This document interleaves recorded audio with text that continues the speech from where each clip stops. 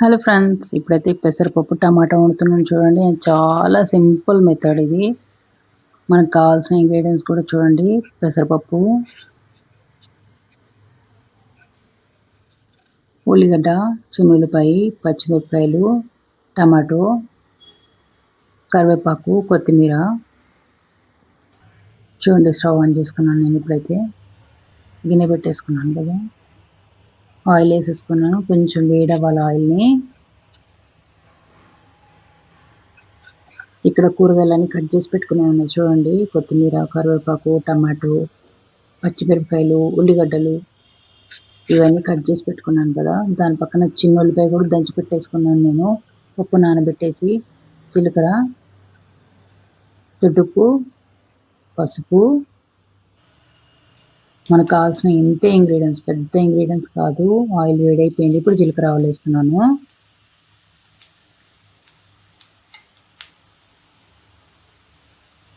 ఇప్పుడైతే పచ్చిమిర్చి వేసేస్తాను.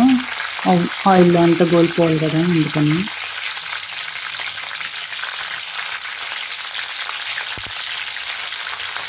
ఇంకా ఉడకడానికని. ఇప్పుడైతే ఉడికింది కదా, ఉల్లిపాయ వేసేసుకుంటున్నాను. ఉల్లిపాయలు మొత్తం మగ్గిన తర్వాత పసుపు అది వేసేసుకుంటాను.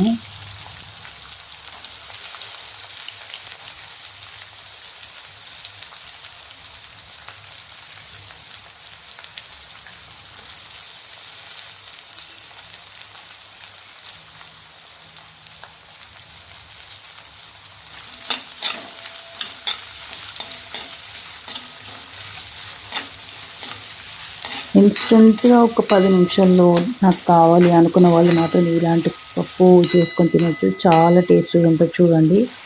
మీకు ఏదైనా అంటే ఇప్పుడుగా ఈ టైంలో కావాలి అని అనుకుంటే పెసరపప్పు అయితే ఇంట్లో ఎట్లాగో ఉంటుంది కదా, అందుకే చెప్తున్నాను నేను. పప్పులు అయితే ఆల్మోస్ట్ ఉంటాయి కదా.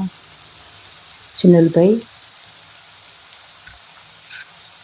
ఇట్లా కందిపప్పు కూడా చేసుకోవచ్చు ఫ్రెండ్స్, చాలా బాగుంటుంది.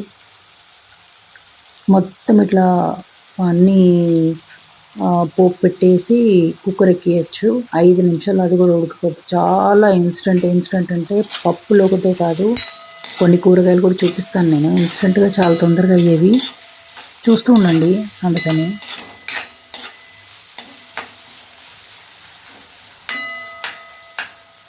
ఇప్పుడైతే పసుపు వేసేసుకుంటాను.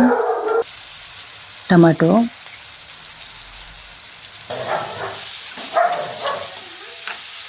టమాటో మగ్గాలి. ఇప్పుడు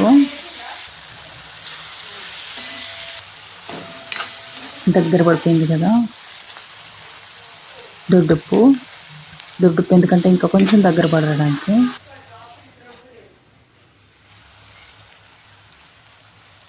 ఇప్పుడైతే మగ్గిపోయింది కదా, పప్పు వేసేసుకుంటున్నా చూడండి. కడిగి మంచి నీళ్ళు వేసి నానబెట్టి పెట్టుకున్నాం కదా, అందుకని.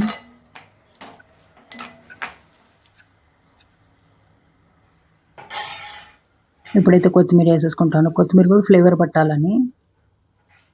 మెయిన్ దీనికి కంపల్సరీ పెసరపప్పుకి కొత్తిమీర ఇంపార్టెంట్ ఫ్రెండ్స్, గుర్తుపెట్టుకోండి. చిన్న ఉల్లిపాయ ఒకటి, కొత్తిమీర ఒకటి చాలా ఇంపార్టెంట్. ఆ రెండు ఉంటేనే టేస్ట్ వస్తుంది. ఇప్పుడు కొన్ని వాటర్ వేసి పెట్టేశాను నేను. చూడండి, మగ్గుతుంది. మంచి 2-3 పొంగులు వచ్చిందంటే అయిపోతుంది, అంతే. ఇంకేం లేదు, పెద్ద ప్రాసెస్ కాదు, చాలా చిన్న ప్రాసెస్.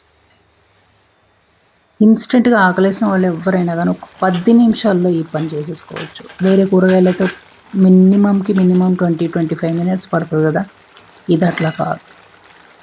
జస్ట్ పప్పు నానబెట్టుకొని ఇవన్నీ కట్ చేసుకొని వేసుకునే లోపు పప్పు నానిపోద్ది. నానిపోయిన పప్పుని దీనిలో వేసేయచ్చు. ఉడకడానికి ఎంతోసేపు టైం పట్టదు, చాలా ఈజీ ప్రాసెస్. ఈ పెసరపప్పు మీకు నచ్చినట్టయితే please like and subscribe please.